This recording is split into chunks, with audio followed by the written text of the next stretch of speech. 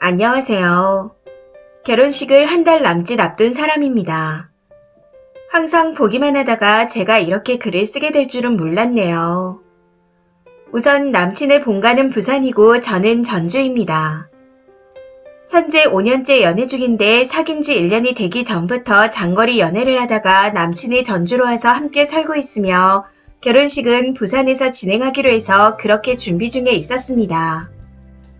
여기서 한 가지 말씀드리자면 저는 처음부터 결혼식을 진행하기 싫었습니다.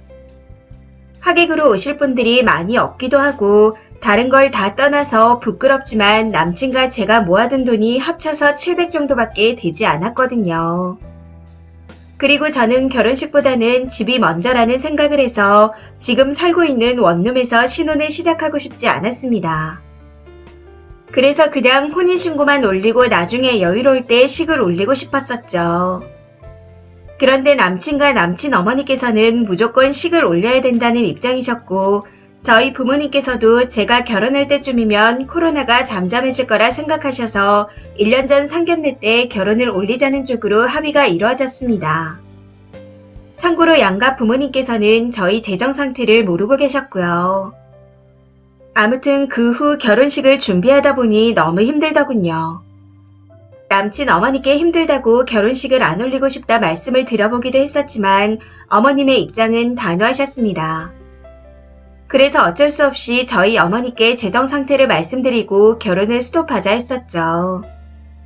제 말을 듣고 어머니께서도 도저히 안 되겠는지 남친 어머니와 만나 저희의 재정 상태를 말씀하시며 혼인신고를 올린 후 사진만 찍자고 말씀을 드렸었는데 역시나 아무 소용이 없었습니다. 그래서 그대로 결혼을 진행하게 되었고 저희가 원래는 양가 도움 없이 시작하기로 해서 예단 예물 없이 준비를 하고 있었습니다. 그런데 더 큰 문제는 집이더라고요. 제가 집 문제로 많이 힘들어하니 다행히도 저희 부모님께서 1억 정도를 지원해 주신다 하셨고 남친 쪽에서도 조금 보태주신다 하셨지만 그게 어느 정도인지 모르겠습니다. 웨딩홀은 어머님께서 미리 예약을 해놓으셨고 비용 부담을 하신다고 하셨습니다. 참고로 대관료는 없고 식사비만 있는 곳이에요. 그리고 스드메도 부산으로 잡아 진행했는데 전주에서 부산까지 3시간가량 시간이 걸리다 보니 준비를 하면서 저는 점점 지쳐갔습니다. 그래도 이미 하기로 한 거 체념하고 준비 중이었는데 이번에 변종 코로나가 터지고 돌파 감염까지 심해지니 걱정이 되더라고요. 저희 부모님께서도 그로 인해 오실 분들도 많지 않을 것 같다며 결혼식 대신 혼인신고만 올리고 가족끼리 간단하게 식사를 하면 어떻겠냐 하셨습니다. 저희 쪽 친척분들은 전주에도 계시지만 다른 지역에 사시는 분들이 상당히 많으십니다. 그분들은 5시간 정도 대절버스를 타고 오셔야 하는 상황이라 오시기 힘들 것 같았거든요. 그래서 저와 저희 부모님 뜻을 남친에게 전달했는데 남친은 결혼식을 무조건 해야 된다는 입장입니다.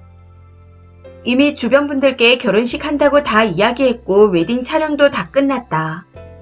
신혼여행을 미루면 미뤘지 일생일대에 한 번뿐인 결혼식은 해야 된다. 하고 말하며 그게 어머님과 자신의 뜻이라 했습니다. 그러면서 축의금 때문이 아니라 코로나나 거리가 멀어도 오실 분들은 다 오실 거고 상견례 때 이야기가 된 부분인데 이제 와서 왜 이러는지 이해가 안 된다 합니다. 그럼에도 저는 여전히 결혼식을 하지 말자는 입장이고요. 사실 아직 신행과 결혼 반지도 결정하지 못한 상태라 이제 준비를 해야 하는데 그럴 돈도 없는 상황입니다. 어머님께서 남친에게 축의금이 조금 남으면 보태주겠다 라고 하셨다는데 그 조금이 어느 정도인지도 모르겠고 축의금은 원래 부모님들께 드리는 거라고 알고 있기에 기대도 안 합니다. 저희 집은 부모님께서 연세가 있으셔서 그런지 결혼식장에 들어가기도 무섭다 하시고 아직 청첩장을 돌리지 않은 상태라 가족끼리 하기로 했다 하면 되는 상황입니다. 왜 그렇게 꼭 결혼식을 고집하는지 도저히 이해가 안 되네요. 사실 저는 결혼 반지도 필요 없고 신행은 그냥 신행이라 생각 안 하고 둘이서 국내에 좋은 것을 찾아가 쉬다 오고 싶습니다. 현재 이 문제로 일주일 동안 냉전 상태인데 서로 뜻을 굽히지 않고 있는 상황이라 정말 답답합니다. 결혼식을 앞둔 신부는 행복해야 된다 하는데 제가 결혼식을 준비하며 느낀 건 도살장에 끌려가는 소 같은 느낌뿐이었습니다. 축의금을 받기 위한 들러리를 서는 느낌이랄까요. 축의금 문제라면 2가지 정도 차선책을 생각해 두긴 했었는데 너무 완강하니 벽을 보고 이야기를 하는 느낌이네요. 남친은 축의금 때문이 아니라고 하지만 제가 느끼기엔 그렇게밖에 생각되지 않습니다. 저희 부모님께서는 모든 상황을 알고 계시고 결혼식을 하게 되면 지원해주기로 하셨던 1억을 저에게 따로 챙겨줄 테니 가지고 있으라 하십니다. 저는 만약 조율이 안 된다면 파혼하고 헤어지려고 생각 중인데 정말 머리가 복잡하네요. 그래서 여러분의 고견을 듣고 싶습니다. 저와 제 부모님이 이기적인 건가요? 현명하게 대처할 수 있게 조언 부탁드립니다. 추가입니다. 이렇게까지 많이 봐주실 줄은 몰랐네요. 댓글에 초혼이 맞냐고들 하시는데 초혼 맞습니다. 저도 여러분이 말씀하신 것처럼 이 돈으로 무슨 결혼을 하냐 생각했지만 남친 어머니께서 결혼해야 되지 않겠냐며 압박을 조금 해오셨습니다. 합쳐서 이렇게 오래 사는 게 보기 안 좋으셨던 것 같아요. 그 마음 100번 1000번 이해하고 저 같아도 제가 나중에 자식을 낳으면 이렇게 사는 거 못 볼 것 같아 가족 결혼식을 생각하고 상견례를 진행했던 거였습니다. 그런데 제가 딱 부러지지 못해서 여기까지 온 것 같네요.